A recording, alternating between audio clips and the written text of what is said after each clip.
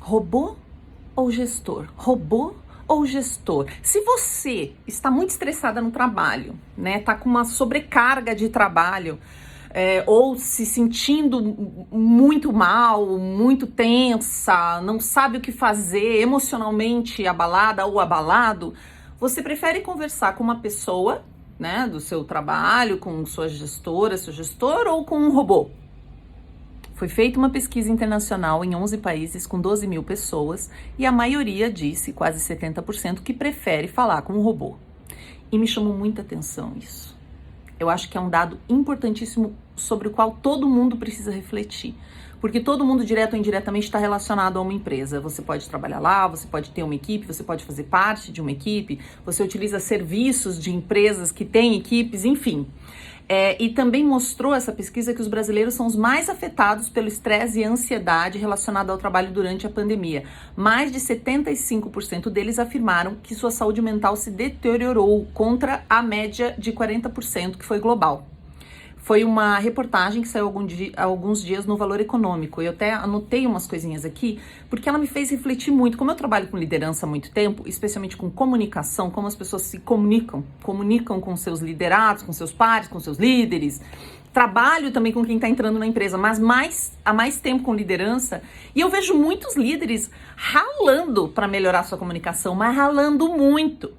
Porém, existem alguns fatores que eu acho que deixam essa situação mais complexa. Então, um deles é uma cultura que a gente tem aqui, onde o chefe é um inimigo. Então, independente de você não se considerar um inimigo e ser mais líder e mais colaborativo, as pessoas te verão como um inimigo, porque isso é cultural. O chefe é visto como um inimigo, ou o líder é visto como um inimigo. Então, a gente precisa partir desse princípio. Como é que eu trabalho com a minha equipe que me considera automaticamente um inimigo ou um vilão na historinha? Se você digitar chefe, mesmo se você digitar a palavra líder no Google, vai vir um monte de imagem de alguém agressivo, xingando, gritando, levantando a mão, apontando o dedo. E essa é uma imagem que não está desconectada da realidade. A gente sabe que durante muito tempo as lideranças agiram assim. E existe um esforço consciente de muitas empresas, assim, muitas mesmo, porque eu trabalho com várias, de fazer isso mudar. Então a gente precisa entender esse aspecto cultural. Também tem uma coisa onde, dentro dessa cultura, grosseria, grito, humilhação, falta de educação, isso foi muito aceito durante muito tempo por parte da liderança. Então, contribuiu para essa visão.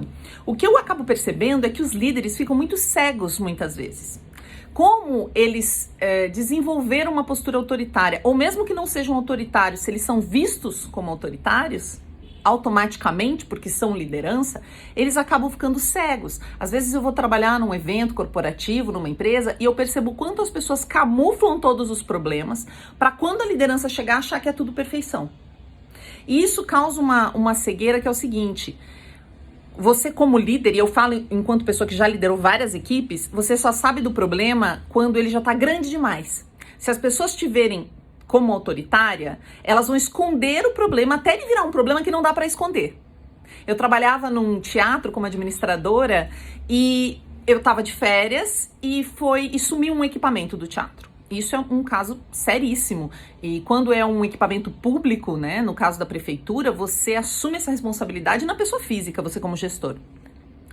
E todo mundo escondeu isso de mim. Quando eu voltei e soube do problema, eu falei, por que ninguém me avisou? Nós não queríamos te atrapalhar. De certa maneira, na conversa, eu descobri que um dos receios era que eu julgasse que alguém ali era responsável por aquele problema, por aquele sumiço daquele equipamento. O que jamais passaria pela minha cabeça. Só que se estava passando pela cabeça da minha equipe, é porque eu não estava comunicando que isso não passaria pela minha cabeça. Vocês percebem?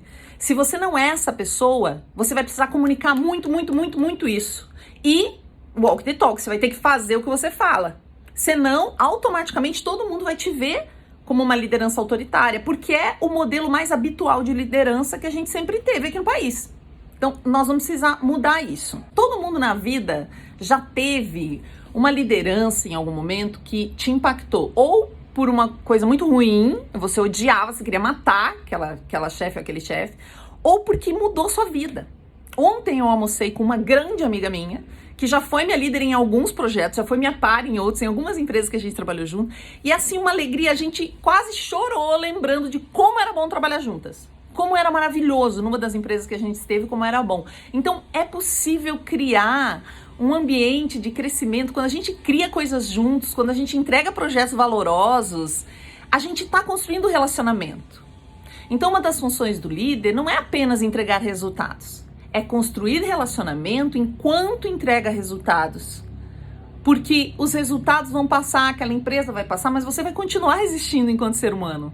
Aquelas pessoas vão continuar existindo. As coisas estão para além daquelas relações profissionais estritas ali. Não é obrigação você ser amigo de ninguém, nem amiga de ninguém. Mas você pode construir relações muito honestas, verdadeiras, que vão frutificar em outros ambientes, inclusive além do profissional, ou apenas no profissional, mas em outras empresas ao longo do tempo. Eu sei que vocês sabem isso, mas eu fiquei tão impactada com essa notícia que eu peguei esses pontos aqui para refletir. Outro dia eu estava dando um treinamento de comunicação que abordava bastante técnicas de influência e como aprimorar e utilizar seu network. E um dos executivos desse dia contou uma história onde ele havia feito terapia. Ele percebeu que estava com dificuldades num cargo que tinha assumido e foi fazer terapia para melhorar isso e conseguiu superar as dificuldades, inclusive foi promovido novamente e deu tudo certo. Só que aí um colega fez um julgamento disso. Disse, nossa, ele preferiu procurar a terapia do que falar com o gestor. Só que veja, naquele caso, o julgamento do fato de um colega ter procurado terapia ficou muito explícito. Nesse momento eu soube mais de Paulo do que de Pedro, ou de Pedro do que de Paulo, sabe aquela história? Quando alguém fala uma coisa, você sabe mais sobre a pessoa do que sobre a outra? É excelente que uma pessoa busque resolver os problemas que ela tem do jeito que ela consegue, mas isso é muitas vezes visto como uma fraqueza num ambiente, ou em empresas que ainda tem um ambiente muito masculino, principalmente, isso ainda é visto como fraqueza. Muitos profissionais me contratam e não falam para ninguém que estão me contratando. É total segredo. Eles querem chegar, arrasar, mas eles não querem demonstrar que precisaram de ajuda, como qualquer ser humano precisa de ajuda para melhorar uma situação. Então, essa cultura de não demonstrar fragilidade e vulnerabilidade de jeito nenhum, ela vai criar um tipo de medo nas pessoas que vai fazer com que elas não confiem na gestão. Não tem como confiar. Uma coisa que eu anotei aqui, que é importante para mudar isso, é a gente autorizar as pessoas a serem elas mesmas, a falarem, ouvir com atenção, aprender bastante a escutar, estudar muito e ser um líder interessado e não um líder interessante. Muita gente tem falado desse conceito, né? Líder era aquela pessoa que todo mundo admirava, que falava bem, que guiava, que não sei o quê. Não, hoje ele precisa ser mais interessado nas pessoas realmente, interessado no que está acontecendo e não interessante. Não é para ele brilhar na liderança ou para ela brilhar na liderança, é para a equipe brilhar.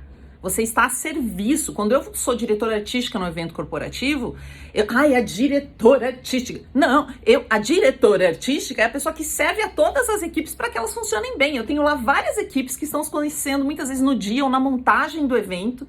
E como é que a gente faz tudo isso ser harmônico? Com alguém para coordenar, eu só sou uma coordenadora, só estou coordenando tarefas, fazendo com que cada equipe possa brilhar no seu máximo. Então, se colocar a serviço da equipe é muito importante, mas você precisa comunicar isso, porque as pessoas não sabem. Elas vão deduzir que você é como todos os líderes que ela já teve. E outro aspecto lá fundamental, além dessa coisa da nossa cultura, de achar que o líder é vilão, do fato da liderança ter exercido isso de forma agressiva durante muito tempo, é que nós não somos criados com autonomia. Qual é o grau de autonomia que a gente tem? Na casa dos nossos pais, a gente obedece, depois os professores nos diziam o que fazer e muitas vezes chegamos no mercado de trabalho esperando que os líderes nos mandem fazer as coisas. A gente não é muito proativo, não é muito autônomo. E lá na hora de ter autonomia a gente não sabe. Então, estimular a autonomia nas pessoas e entender o que é autonomia para si é muito relevante.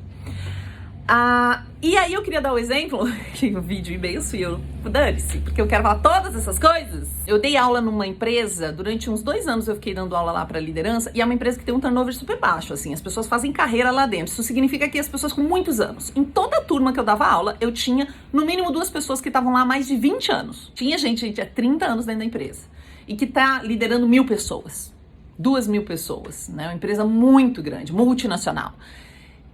E ao contrário do que muita gente imagina, esses líderes estavam lá, papel e caneta na mão, analisando frases para saber, eu estou julgando uma pessoa quando eu falo desse jeito? Como eu poderia melhorar a construção das minhas frases para transmitir melhor a ideia que eu quero transmitir? Estavam lá. Quanto mais tempo uma pessoa tem de liderança efetiva, mais ela quer aprender. Mais ela sabe que o que ela sabia até aquele momento não serve para o momento seguinte num mundo que tá desse jeito, nessa velocidade. Então ela tá lá, tipo, mas e tal coisa? Interessada, estudando. Quem realmente lida com pessoas no dia a dia sabe que precisa estudar o tempo todo. Então deem um voto de confiança para a liderança. Eu sei que tem lideranças que são terríveis, mas tem lideranças que são incríveis. E eu tenho a oportunidade de conviver com essas pessoas. Muitas vezes quando a gente só participa de, sei lá, uns 4 trabalhos na vida ou durante um tempo, a gente acaba não conhecendo muito exemplo. Mas às vezes é bacana você mudar para uma empresa de uma cultura totalmente diferente da que você estava para compreender que aquilo não é regra. Liderança é uma escolha, cultura, ela é influenciada pela cultura do ambiente, ela é influenciada pelo país onde a gente está, mas ela é uma escolha. Ela é uma construção criativa e coletiva daquela comunidade que se reúne em torno de um serviço, de um produto que ela vai oferecer para a comunidade. E aí a minha dica também para os líderes é não perca a sua importância. O líder é importante não porque ele vai ter um cargo, né? Uma liderança, talvez pessoas muito jovens pensem, vou ser líder, vou ganhar um bônus maior, vou poder influenciar as pessoas da minha equipe, vou ter esse cargo no LinkedIn. Mas é importante porque realmente você ganha uma amplitude de impacto muito maior. Realmente você vai impactar muita gente com a sua forma de liderar, com a sua forma de se comunicar, com o seu exemplo. Muitas vezes você vai ser o exemplo na vida daquela pessoa. Você vai ser o único exemplo que ela tem fora da família dela, sobre algo, sobre uma visão de mundo, uma maneira de se relacionar com os outros, com o trabalho. Você vai construir junto com aquela pessoa. E aquela mentalidade. Eu lembro até hoje da minha primeira chefe, quando eu saí, eu não tenho problema nenhum chamar de chefe, não. Quando eu saí de Pato Branco com 16 anos, a Cristiane Rodrigues, ela dizia, eu não tô aqui para me relacionar pessoalmente com ninguém, pode até acontecer de ser amigo, aqui eu sou profissional, e eu aprendi muito isso com ela e foi fundamental para minha carreira, assim, é uma pessoa que eu admiro até hoje, que nos tornamos amigas, hoje ela não mora mais no Brasil, mas é uma pessoa tão extraordinária, eu aprendi tanto, não tem como esquecer. Seja uma Cristiane na vida de alguém, sabe? Seja uma Cristiane na vida de alguém. Não é sobre educar as pessoas ou desenvolver, porque as pessoas desenvolvem a si mesmas, mas potencializar, oferecer espaço para essas pessoas realmente exercerem a sua autonomia é uma coisa genial, inesquecível, que transforma vidas de verdade, de verdade. É isso. É sobre criar resultados e relacionamentos ao mesmo tempo. Eu demorei para entender isso enquanto líder, né? Eu venho de uma cultura diferente, lá no sul é um pouco diferente aqui de São Paulo, onde eu moro hoje. Quando eu cheguei aqui eu sofri um pouco para entender esse criar relacionamentos. Eu era um pouco mais distante de todo mundo. É claro que a cultura influencia, mas você será inesquecível como líder de alguém. É muito difícil que você passe batido na vida das pessoas que estão sob a sua liderança.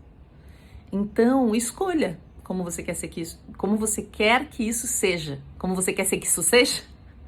Escolha como você quer que isso seja, porque pode ser uma escolha, sim. Eu vejo as pessoas fazendo essa escolha. E dê um voto de confiança, né? Observe o quanto você, enquanto liderado, enquanto participante de uma equipe, de um time, de uma empresa, o quanto você tem de conceito pré-concebido, de medo das pessoas porque isso já é dado, ou realmente interage com aquela pessoa, ou realmente você conhece aquele líder ou aquela líder que está ali na sua frente agora.